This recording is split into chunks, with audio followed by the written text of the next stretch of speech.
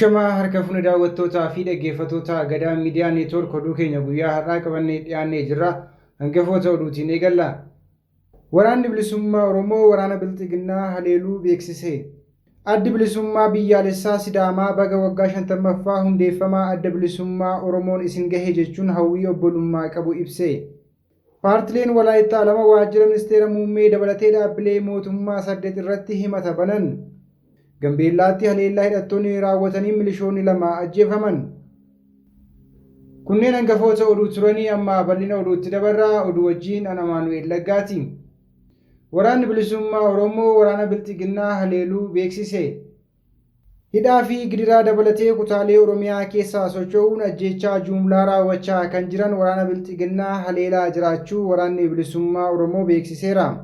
Haaluma kanaan gaafa waxabajjii 29 bara 2023 godina Arsii Bahaa aanaa Muunessaa ganda Odaa To'aa bakka addaa Cafoo jedhamutti waraana Bilxiginnaa maqaa sakattaa waraana bilisummaa Oromootiin deemaa turretti tarkaanfii fudhateen loltoota 10 battalatti yoo ajjeesuu 25 ammoo madeessuu odeessinu qaqqabe ifoomseera. Oduudhuma wal fakkaatuun achuma godina Arsii Bahaa aanaa Zuwaayee Dugdaa ganda Odaa jedhamu keessatti waraanni bilisummaa Oromoo zooniin kibba bahaa Oromiyaa Cirraan Jaalladhii Gammadaa waraana Bilxiginnaa maqaa sakatta'aan bobba'an kiyyoo hidhuun haleelee 14 battalatti yoo ajjeesuu 10 ammoo madoo taasisee jira. Addi bilisummaa biyyaalessaa Sidaamaa baga ayyaana hundeeffamaa adda bilisummaa Oromoo waggaa 50ffaan isin gahe jechuun hawwii obbolummaa qabu ibse.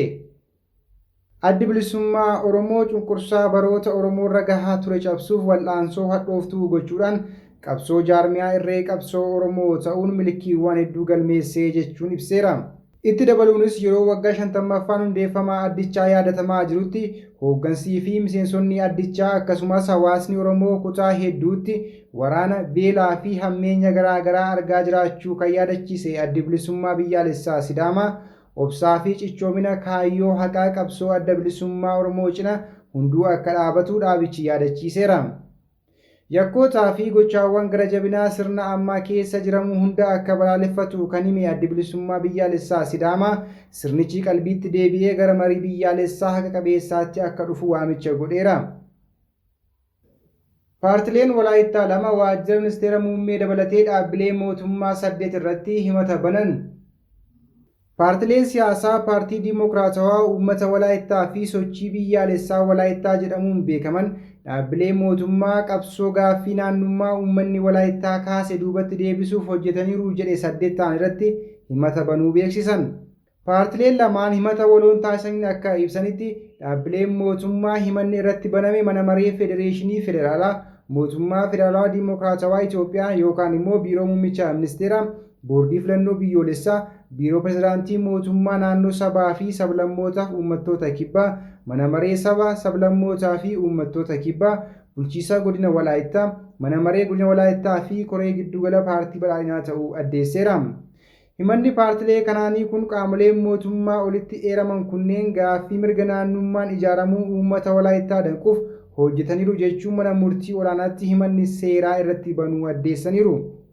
Akka ibsichaatti qaamoleen kunneen mootummaa Federaalaa Dimokiraatawaa Itoophiyaa, Biiroo Pirezidaantii Mootummaa Naannoo Sabaa, Sablammootaa fi Uummattoota Kibbaa, Bulchiinsa Godina Walaayittaa fi Koree Giddugalaa Paartii Badhaadhinaa dhuunfaa fi waloon gurmaa'uun gaaffii mirga naannoon ijaaramuu uummanni Walaayittaa gaafate humnaan danquuf hojjechuun walqabatee lubbuu balleessuu, qaama miidhuu, mirga namummaa sarbuunii fi gochaa suukkanneessaa raawwachuun yakkamaniiru.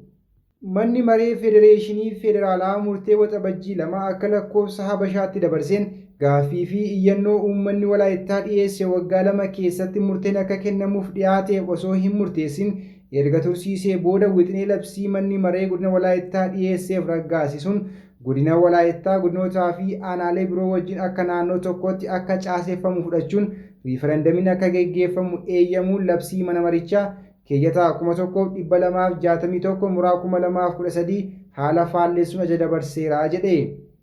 Akkasumas boordiin filannoo biyyoolessaa mana maree sabaa sablammootaa fi uummattoota kibbaaf mana maree godina Walaayittaa wixinee labsii mootummaan godina Walaayittaa godinoota ollaa biroo wajjin akka naannootti akka caaseffamu dabarseera raggaasisuun riiferendamii seerri biyyattii hin deeggarre akka geggeeffamuuf murteessuudhaanii fi gaaffii uummataa cinatti dhiisuun ergama paartiin badhaadhinaa itti laate hojiirra oolchuuf hojjechuun yakkeera.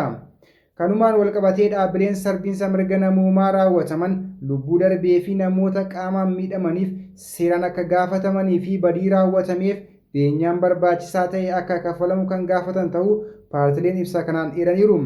Yakkamtoonni kunneen ifatti uummata Walaayittaa dhiifama gaafachuun mirga hiree ofiin of murteeffachuu uummatichaa akka kabajamuuf akka murteeffamu paartileen kunneen gaafataniiru.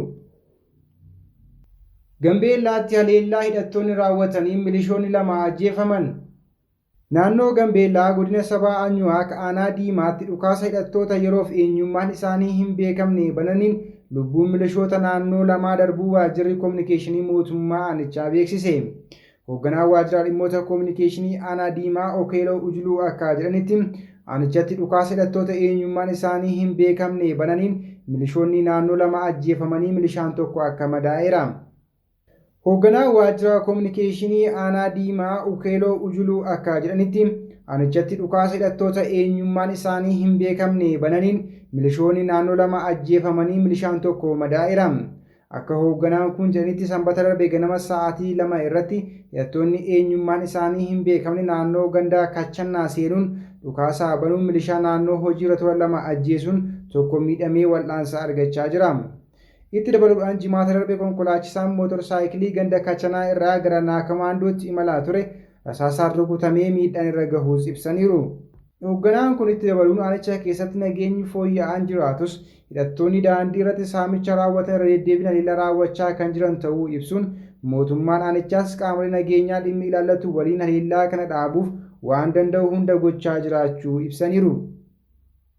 Egaan kabajamtoota daawwattootaa fi dhaggeeffattoota Gadaa Miidiyaa Neetwork oduu fi odeeffannoo dabalatee qophiilee Gadaa Miidiyaa Neetwork kanneen biroo karaa toora YouTube Gadaa Miidiyaa Neetwork subscribe like gochuun maatii ta'an hordofaa jecha oduun guyyaa har'aaf qabadhee dhiyaadhe kana fakkaatu ture ana wajjin sa'aatii oduutti walitti deebina.